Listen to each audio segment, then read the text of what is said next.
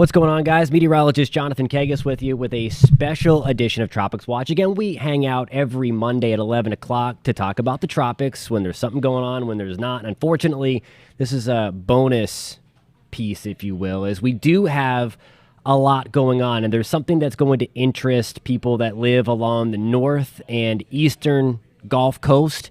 That's going to be Mississippi, Alabama, Florida, the Yucatan Peninsula, Western Cuba.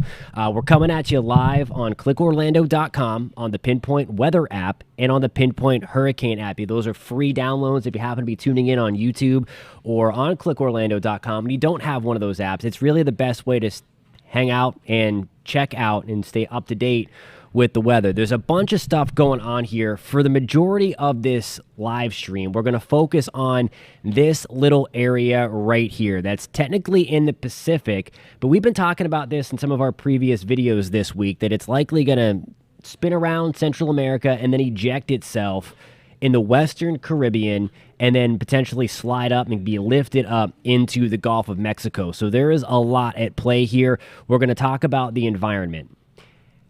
A lot of people that are online and elsewhere are not showing the environment that this entity could be going into. Development chances are there. There is a 50% shot for this to become a tropical depression or stronger. But the environment may also not be perfect. So we're going to break it down meteorologically. We're going to break it down scientifically with none of that garbage and none of those scare tactics or anything like that. So we're going to really get into this, but this is the area we're watching. We're going to touch on the other two things in Franklin closer to the end of this video. I first want to show you some model discrepancies here, and then I'm going to show you which way I'm leaning towards. This is actually, I believe here. Hang on. Okay, there we go. It's my pause points kind of got screwed up.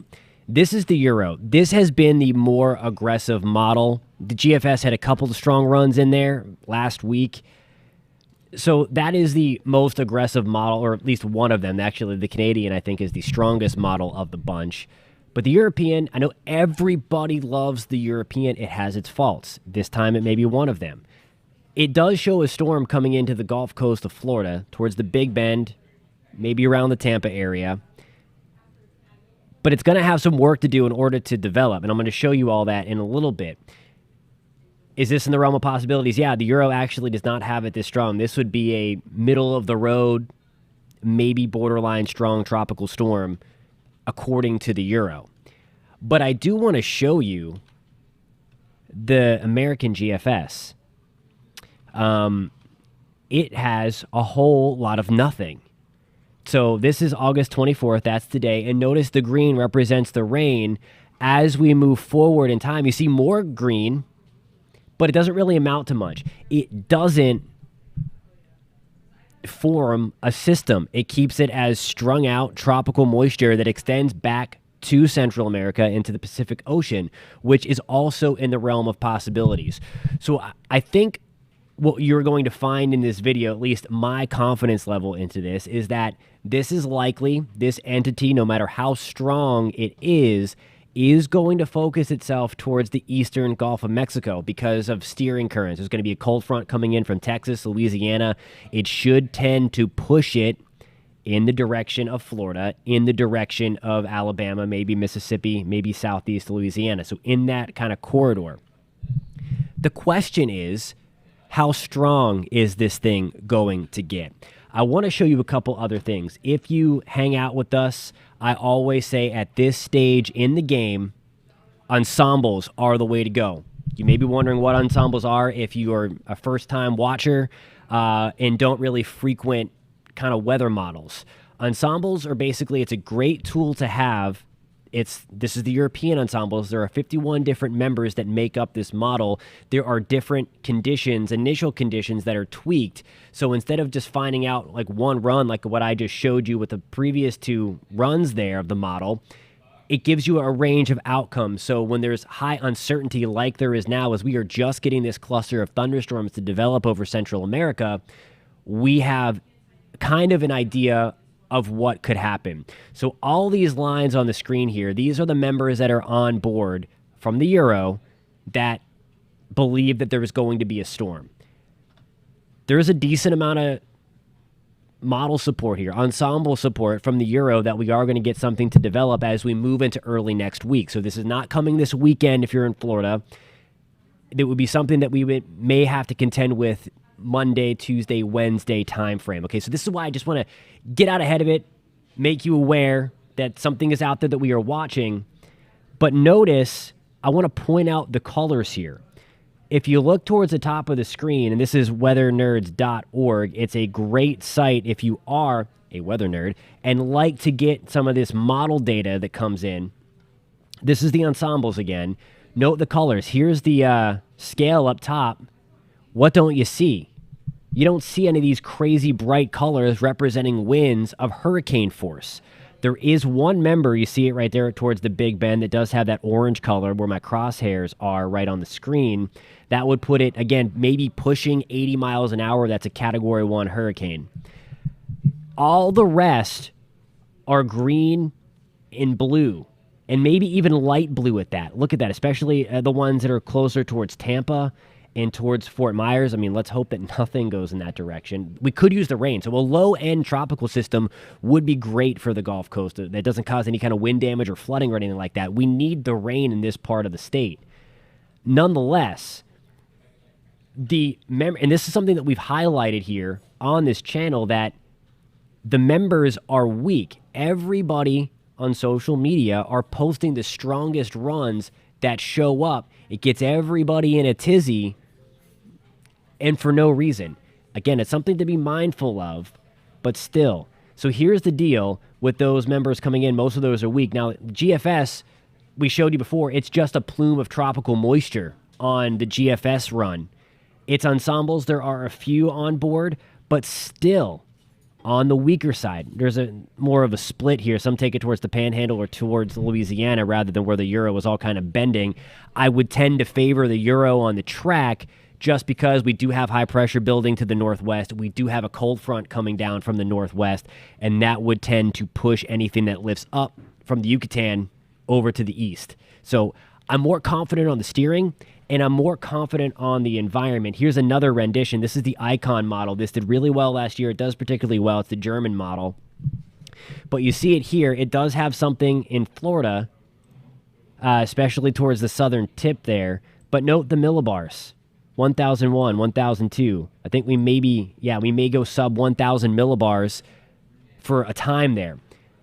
When we're talking about millibars, I mean, that is a tropical storm. So certainly something that could cause some flooding, maybe some power outages at this rendition, at this suggestion anyway.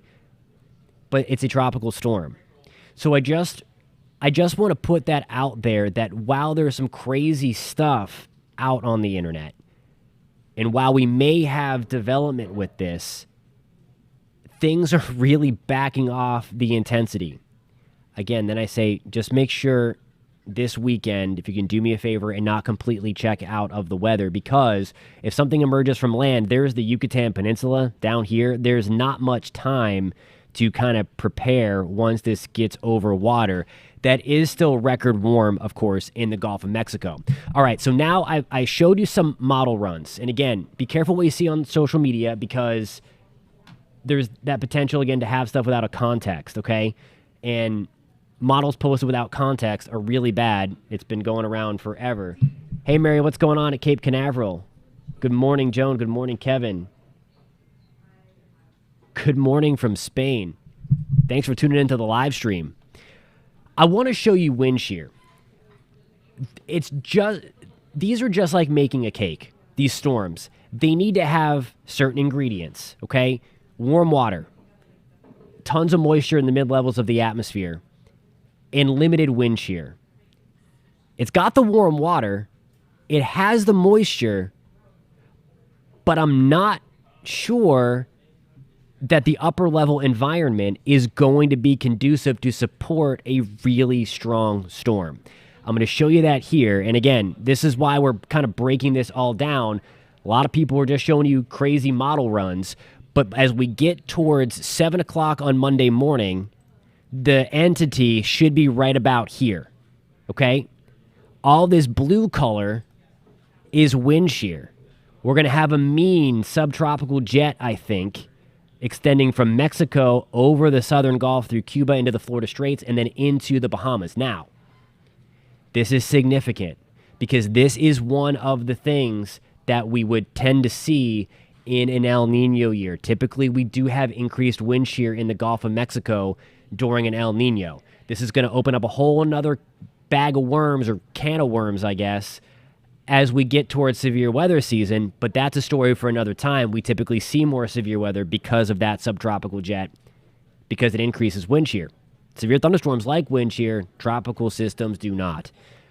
Anyway, I'm optimistic anyway that if anything kind of launches out of the Western Caribbean or Yucatan Peninsula area, it can certainly develop. This isn't like behemoth shear or anything like that, but it is likely going to struggle. Now, as it moves further north as well, here's Wednesday. It should be on land no matter what it is at this time. There's also going to be, this is the shear from the cold front. So that increased shear right there coming out of the deep south is from the cold front. So we should see shear impacting the storm on its northern side, and it should be kind of having to deal with shear for a lot of its life. It's going to be interesting once this is deemed an invest what the hurricane-based models are going to say. So we don't have hurricane models running on these just yet because once the National Hurricane Center designates this area, this cluster of thunderstorms as an invest, then we'll be able to get the models that are made for hurricane forecasting. So they can pick up some of these interactions a little bit better. And that is why there's such this great effort from NOAA and the National Hurricane Center to do more research on that surface to air, surface to storm interaction to help those models even further. So again, it's going to be interesting to watch here over the next couple of days, over the weekend. And that's why, again, just want to put that in the back of your mind. I don't want to blow this out of proportion. I don't want to give a false sense of calm because of that wind shear either, because we do have record warm water temperatures in the eastern Gulf of Mexico. But what I want to do is, as it's Thursday, and I know, as I do, a lot of us like to check out for the weekend. But I just want you to just be mindful to maybe just keep on checking. The Pinpoint Hurricane app is a great tool. We're going to keep you posted. We're going to be here all weekend. We're going to be watching it. But I just want to let you know that there are limiting factors in the environment. So if you are anxious at some of the model runs you might be seeing from others out there, that there's stuff preventing it from going gangbusters in the Gulf of Mexico. Not saying that's the end-all be-all, but again, just something to be mindful of here as we go forward. Because again, the water temperature is crazy warm. It would come up potentially somewhere like this. But look at where the water temperature is hot. I mean, look at that. We're pushing 90 off the Gulf Coast, upper 80s as well. So there's a lot of stuff. Hey, good morning in Fort Myers. Yeah, of course, when you see something like this, it definitely raises the anxiety a little bit. Of course, Hurricane Ian, it's very, very fresh. It's less than a year ago. I can't guarantee that it doesn't turn into anything like that. But at this time, there's just nothing to suggest because of that wind shear. Now, if that wind shear wasn't there and the models were weak, I would be suspect on, okay, this thing could be stronger. Just like we were talking about with what became Harold, how the models were not on board, and then all of a sudden, this thing almost ramped up to a hurricane before landfall. We expected that. So you can kind of determine, because there wasn't any wind shear there. The water temperature was near 90 degrees. It had all the makings, plus the curvature of the land in Texas, of the beaches there. It helps to tighten up low pressure at the last minute. Models don't really understand that. So all that stuff. So I know I'm just kind of going off on a tangent, but I'm just kind of trying to let you into my thoughts and just kind of what the models see. Kind of just want to be transparent rather than just plaster stuff everywhere. So that's kind of important to note. If anybody's tuning in interested in Franklin, that has left the Dominican Republic. It is starting to strengthen again. It's not very organized right now, but it is expected to do that. You see the forecast. It looks like it's hopefully going to stay to the west of Bermuda and just kind of split the U.S. and Bermuda right up the middle there. Continues to get stronger. approaching major hurricane status by Tuesday morning. There's 2 a.m. and 110-mile-per-hour storm, really even as Monday morning.